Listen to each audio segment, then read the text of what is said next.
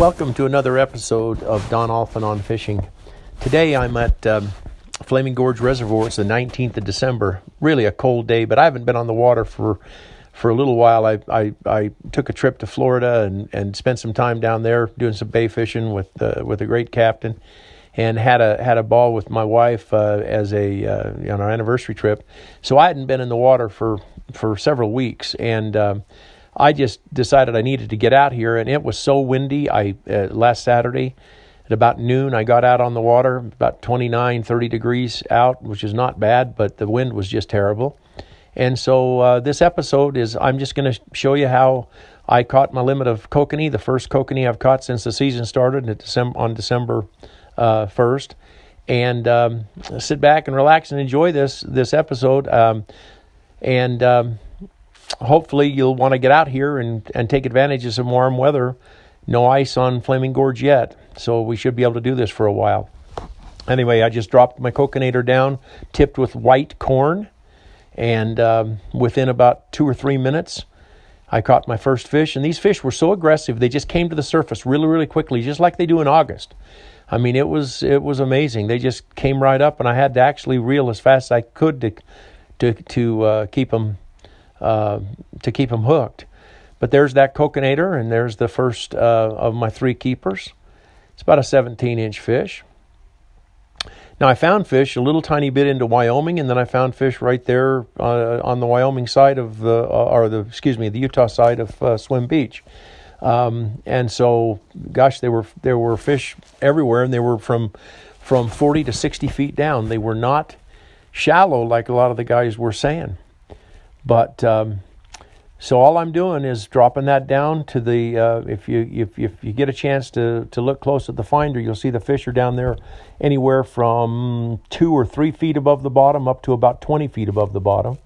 And I'm just going down. If I can see the fish solid, then I'll just go right to the top of that school, and then I jig a little bit, lift my rod tip, let it drop on a slack line, and then pick it up. And these fish were hitting just as it got down to the top of the school. They were aggressive. You could see them on the screen, actually doing a whirl on that bait and coming back and grabbing them.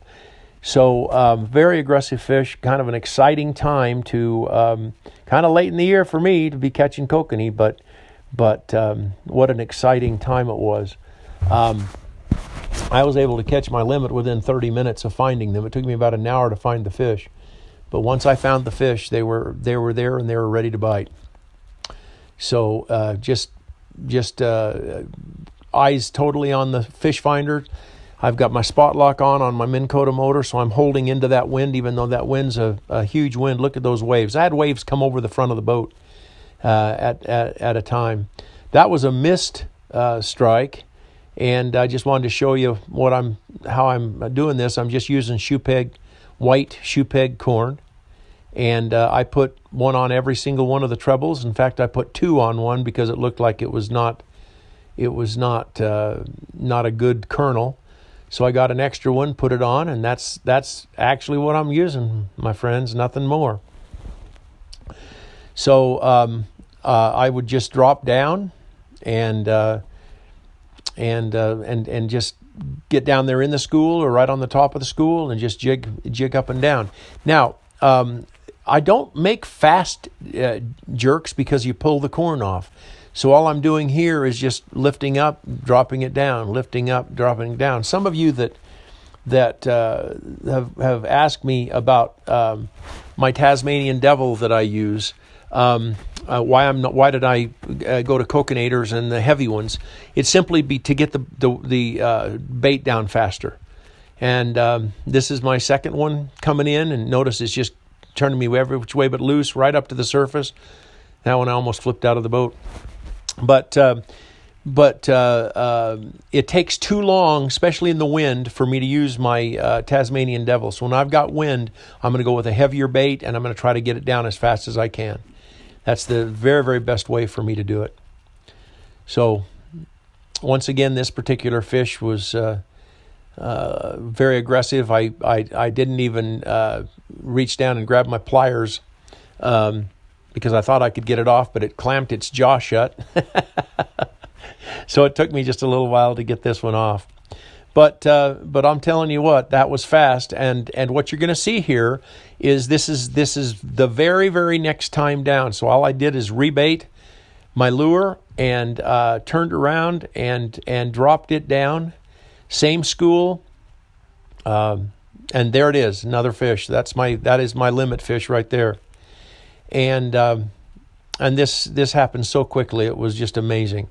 And I know that I could have sat there and just caught fish right and left the whole time, but you don't want to hurt the fish. You don't want to hurt the kokanee, and to release them is not the right thing to do. I actually thought I could catch maybe a lake trout or two, but in fact I was still over a school of kokanee, so I actually caught one more that I was forced to release before I called it quits for the day. But it took me, like I said, an hour to find them. But once I found them, I dropped down to them, and there it was.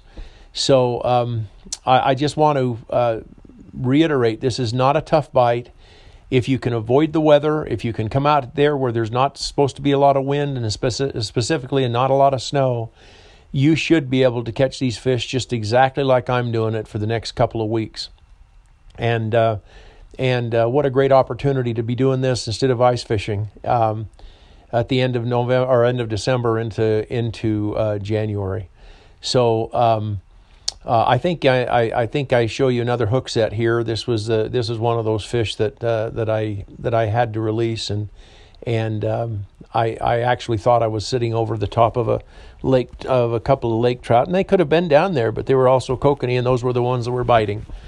So I'll probably close this off as soon as you see the fish, but that fish was released, and what a nice day on the water. Thanks again for watching. Subscribe to the channel.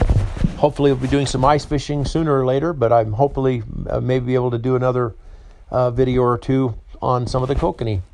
So thanks again for watching.